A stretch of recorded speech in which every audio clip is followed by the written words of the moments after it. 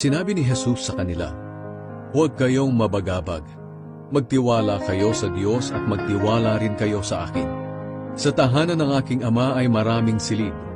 Pupunta ako roon para ipaghanda kayo ng lugar. Hindi ko ito sasabihin kung hindi ito totoo. Kapag naroon na ako at naipaghanda na kayo ng lugar, babalik ako at isasama kayo, upang kung nasaan ako, ay naroon din kayo. At alam nyo na ang daan papunta sa pupuntahan ko." Sinabi ni Tomas sa kanya, "Panginoon, hindi po namin alam kung saan kayo pupunta. Paano po namin malalaman ang daan?" Sumagot si Jesus, "Ako ang daan, ang katotohanan, at ang buhay.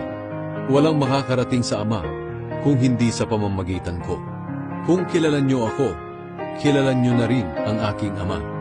At ngayon nga ay nakilala at nakita nyo na siya."